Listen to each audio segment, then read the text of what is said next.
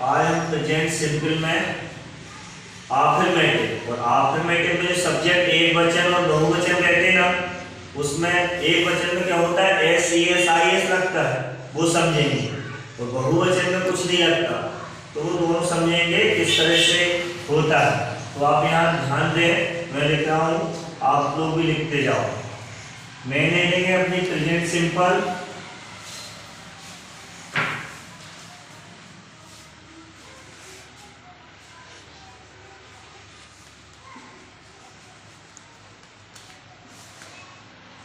आखिरी में बैठे सभी बच्चों को बढ़िया दिखाई दे रहा है यहाँ से?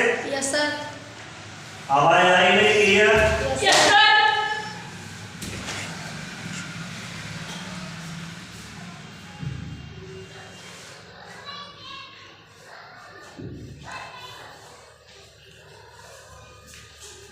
इसकी पहचान है, वाक्य अंत में ता है, ती है, ते है। ऐसे ही ता हूं ती हूं भी होता है। आगे बस आपको ये समझना है कि प्रेजेंट सिंपल में जो पहचान होती है वो वाक्य अंत में ता है, ती है, ते है। अफर्मेटिव समझेंगे आज।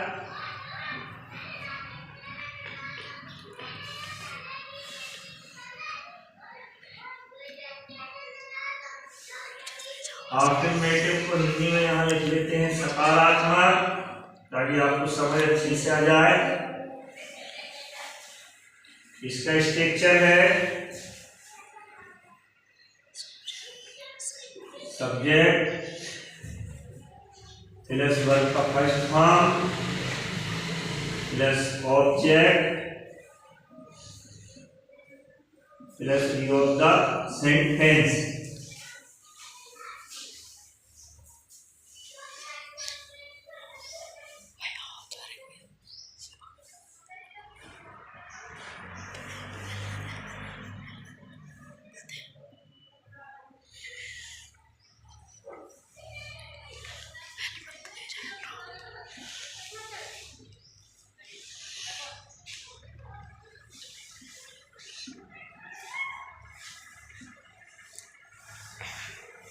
वह विद्यालय जाता है, यहाँ ये देखा जाता है सब्जेक्ट एक वचन है या बहुवचन। ही सी इट मैन, इनको यहाँ हमने एक वचन में रखा है, तो वह पुरुष, वह पुरुष किसमें आएगा, एक वचन में। इसका ट्रांसलेट देखिएगा,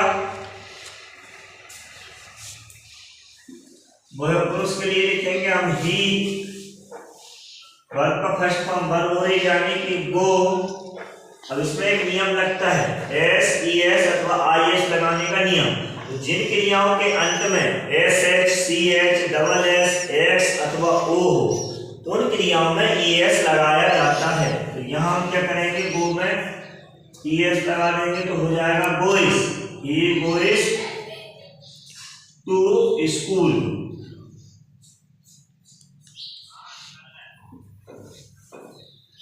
यही बात में यदि सब्जेक्ट बहुवचन होता तो ईएस नहीं लगता, वो भी समझो आप, कब नहीं लगता।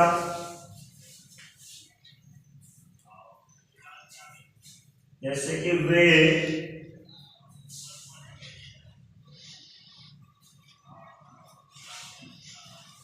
विद्यालय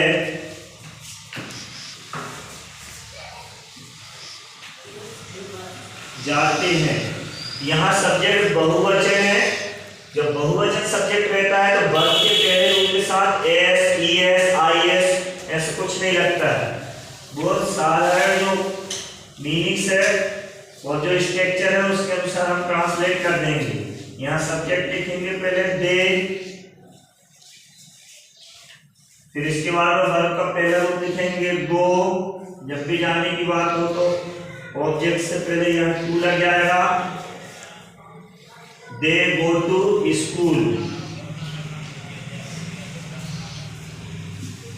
अगला सेंटेंस समझेंगे हम, 3 नंबर समझेंगे।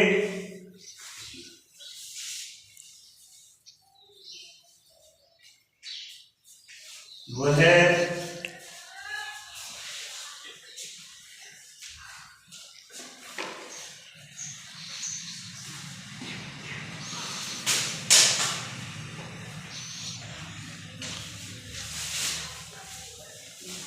पतंग उड़ाता है। यहां सब्जेक्ट एक वचन है, वो है पुरुष। इसका ट्रांसलेट समझो आप। एक वचन सब्जेक्ट आया है ही।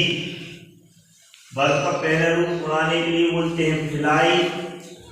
जिन क्रियाओं के अंत में बाय है ना, प्रेजेंट सिंपल में जब आप ऑटोमेटिक पढ़ते हैं और जब सब्जेक्ट एक वचन हो तो क्रिया के पहले रूप, जैसे जिन क्रियाओं के अंत में बाय हो तो बाय को हटाकर क्या करेंगे, हम IS लगाएंगे। लेकिन उसमें शर्त ये रहती है कि बाय से पहले एक कॉन्सोनेंट हो, वावेल ना हो, एक कॉन्सोनेंट। तो यहाँ हमने देखा FLY, तो बाय हटाएंगे IS लगा देंगे, क्या हो जाएगा, लाइस। ही लाइस काइट, वो है पतंग उड़ाता है। चौथा बार हम देखेंगे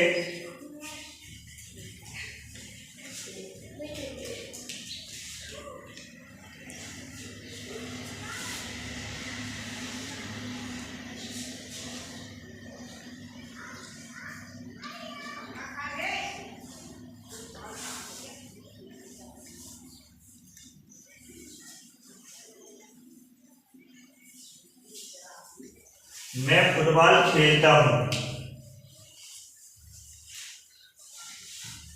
यहां सब्जेक्ट अब एक वचन नहीं है, यहां सब्जेक्ट है बहुवचन। अब इसमें आप देखेंगे हम इसमें SES IS का यूज नहीं करेंगे। मैं के लिए लिखेंगे हम आई। वर्ब का पहला रूप लिखेंगे, खेलने के लिए बोलते हैं प्ले और फुटबॉल। ऑब्जेक्ट यहाँ क्या है, फुटबॉल है। समझ आया आपको? हमने इसको ट्रांसलेट जो है स्ट्रक्चर के अनुसार किया। यहाँ सब्जेक्ट लिखा पहले आई, वर्ब का पहला रूप लिखा प्ले, ऑब्जेक्ट लिखा फुटबॉल। दिया आपका सेंटेंस कभी वाक्य में कुछ अतिरिक्त दिया जाए, जैसे प्रतिदिन वगैरह है, डेली, हर दिन मैं ऐसा करता हूँ, मैं प्रतिदिन खाना खाता हूँ, मैं प्रतिदिन चाय पीता हूँ, तो वो हम यहाँ पे सेंटेंस की जगह पे यूज करते हैं। अभी इतना समझ आया, मैं इसको हटा के आगे एक दो बार को समझा दूं बेटा। Yes sir. कहाँ गया भाई हमारा?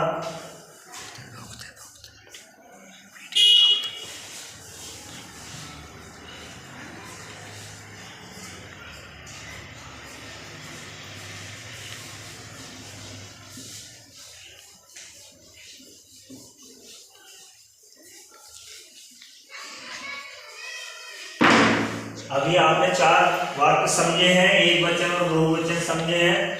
ये नियम सिर्फ प्रेजेंट सिंपल में ही लगते हैं, SES IS के। Yes sir. है ना, प्रेजेंट सिंपल में जब सब्जेक्ट एक वचन रहता है ना, तब पांचवा सेंटेंस देखेंगे।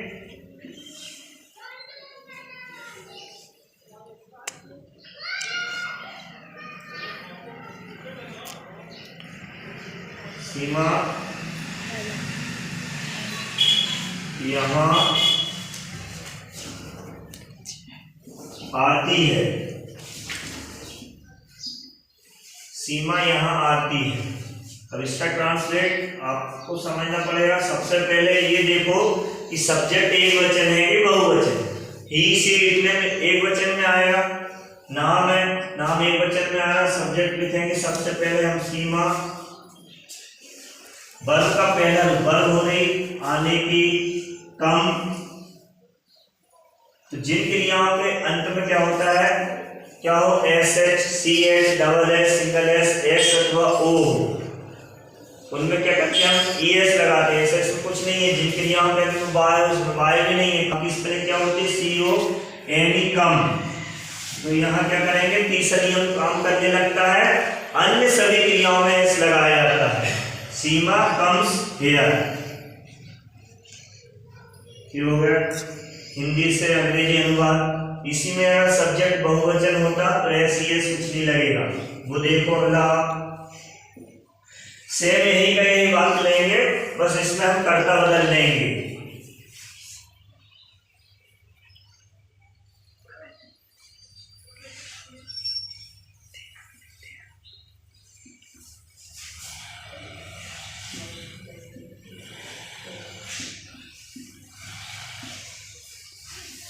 तुम यहाँ आते हो, इसमें सब्जेक्ट जो है बहुवचन है। बहुवचन जब कर्ता रहता है ना एक, तो इसमें कोई नियम नहीं लगता है क्रिया के पहले रूप के साथ। इसको हम देखो किस तरह से ट्रांसलेट करेंगे। सबसे पहले सब्जेक्ट लिखेंगे यू, वर्ब का पहला रूप लिखेंगे वर्ब हुई आने की कम, और यहाँ के लिए लिखेंगे हियर। यू कम हियर, तुम यहाँ आते हो। ये हो गया, ठीक है। अब आया आपको सभी को समझ कि हम टेंस में आखिर में से सकारात्मक जब वाक्य पढ़ते हैं तो उसमें क्या होता है, सिर्फ इसी में होता है सकारात्मक में आखिर में जब एक वचन सब्जेक्ट हो तो क्रिया के पहले रूप के साथ हम क्या करते हैं, एस, ईएस या आईएस लगाते हैं, और बहुवचन सब्जेक्ट रहता है तो नहीं लगाते हैं, और ना ही नेगेटिव में लगता है। बस ये ऑटोमेटिक तक रहता है। ठीक है, आशा करता हूँ आपको मेरा ये अनुवाद बढ़िया समझ आया होगा। एस, ईएस, आईएस लगाने का नियम समझ आया होगा बच्चों, और आगे भी ना आपको मैं और बढ़िया बताते रहूँगा किस तरह से हम आगे हम वीडियो में देखेंगे। अगला मैं जब आपको यहाँ पढ़ाऊंगा तो नेगेटिव पढ़ाऊंगा। ठीक है, अच्छा मैं सभी से ये गुजारिश करूंगा कि मेरा अगर वीडियो आपको अच्छा लग रहा है तो आप लाइक करें और सब्सक्राइब करें। धन्यवाद।